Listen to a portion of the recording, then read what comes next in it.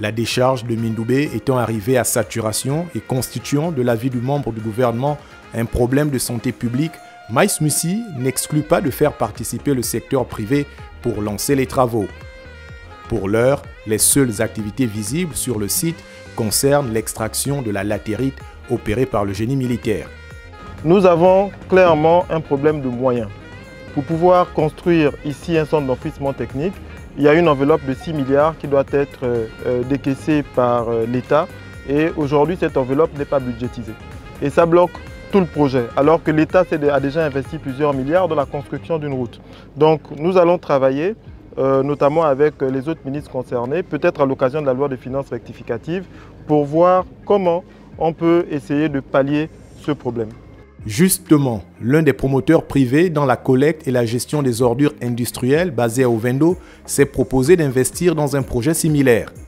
Les besoins de l'État en matière énergétique l'ont contraint à céder son site de décharge d'Aléna-Kéry pour la somme de 2 milliards de francs CFA en plus d'un autre site à Igoumié. Nous avons fait une relance pour le ministre entrant en date du 16 mai afin qu'il puisse se remémorer toutes les discussions qu'il y a eu entre les parties prenantes, entre les administrations, afin qu'il puisse se saisir du dossier et qu'il puisse prendre une décision afin que Sanivit puisse rentrer, je dirais, dans ses fonds, parce que l'État a un besoin, c'est le site d'Aléna-Kéry, c'est l'agrandissement de la centrale thermique à gaz, d'où l'installation des pylônes de car powership sur notre site. Ce qui fait que nous, aujourd'hui, nous attendons juste d'être reçus et de recevoir notre compensation foncière de 1 et que la dette soit réglée.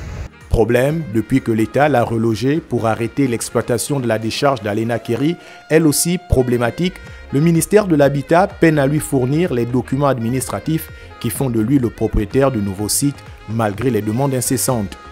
De plus, la dette de l'État n'a pas encore été payée en totalité, toute chose qui freine la construction du centre d'enfouissement technique moderne qui pourrait servir de centre de transfert avant l'acheminement des déchets ménagers et industriels vers le site de Nkoltong. En ce qui concerne notre partenariat avec la société Sanivit, nous souhaitons le poursuivre, mais sous une autre forme. Il pourrait justement prendre la forme d'un centre de transfert, c'est-à-dire que les ordures pourraient être d'abord collectées, déposées donc du côté d'Igoumié avant d'être transférées sur Nkoltong. La décharge de Mindoubé devrait également servir de centre de transfert avant d'arriver à Nkoltong, situé à près de 30 km de Libreville. Seulement, là aussi, il se pose un problème foncier. Le site, préalablement retenu pour abriter un aéroport, est la propriété du groupe G16 qui a consenti à le retrocéder à l'État, mais dont les documents administratifs sont introuvables à ce jour. Problème de foncier pour les sites de Nkoltong et Igoumié, problème de financement pour construire 2 centres de transfert Igoumié et Mindoubé et un casier pour le centre d'enfouissement technique et de valorisation des déchets à Nkoltong sont autant de défis pour l'amélioration d'une gestion efficace des ordures dans le Grand Libreville. Un défi transversal que le ministre de l'Environnement s'est engagé à apporter sur la table du gouvernement.